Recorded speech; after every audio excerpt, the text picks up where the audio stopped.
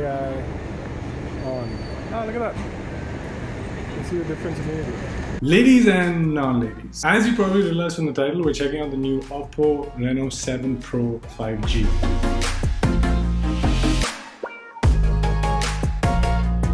Let's dig in. First up, design. I mean, look at it. So the back is glass, you've got micro etchings for this textured feel, which is actually this thing called LDI, which is laser direct imaging, and it's also known as photolithography. It's a process that uses lasers to etch patterns and textures into things. And this is the first time this technique has been used on an exterior design of a phone. So it reflects light beautifully, and it comes in two colors, Star Trails Blue and Starlight Black. I think this one is much sexier. The camera is covered by metal and then ceramic below that, and no fingerprints. So it's the thinnest Reno yet, which is just under 7.5 millimeters, and it weighs about 180 grams. So it feels really light. The only thing that is a bit annoying is when you keep it flat, the camera, since it sticks out, which is the case with most phones now. It also feels very easy to use single-handed, and if you're a selfie guy. But this is the coolest feature.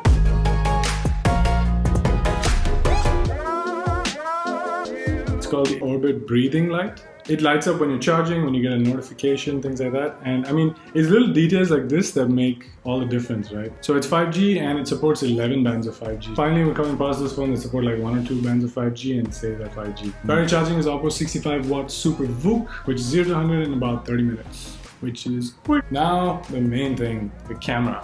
It's got 50 megapixel main camera with the IMX766 sensor. 8 megapixel ultra wide, 2 megapixel macro, and a color temperature sensor at the top also.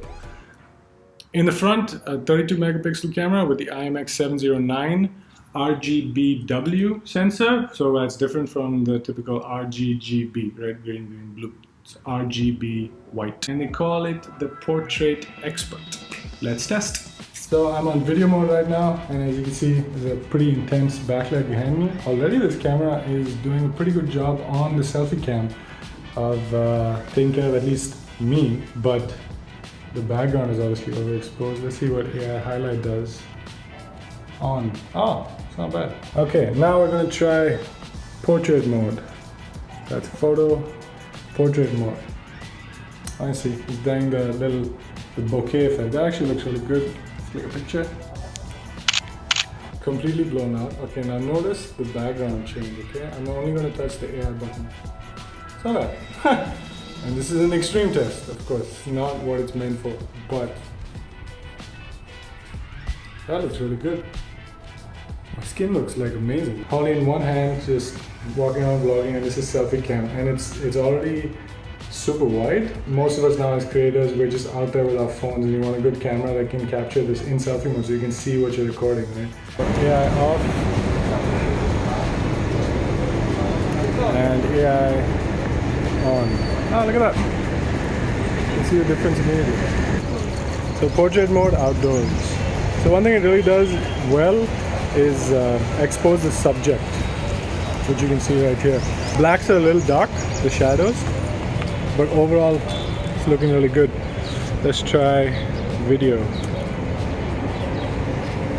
with AI off and then with AI on. Yeah, that looks really good. This is still my favorite feature, dual video, dual view. You can do so many creative things with this feature. All in all, a great phone. Love the design of it. It feels really stylish and sexy, right? It's got ultra steady at 1080p 60 frames. It does not have it at 4K resolution, but I'm not sure why you guys are shooting 4K. Anyway, as a pro content creator, I've always been a fan of Oppo's cameras. I think they do a really good job in the cameras. Especially with the features that they've got for like AI highlight and the bokeh effect. It's a really cool effect that gives that digital depth of field look. You're not going to get it like you would with a lens that can do it properly, but it does digitally well, and it adds that extra element to when you're shooting video, or especially for portrait photography.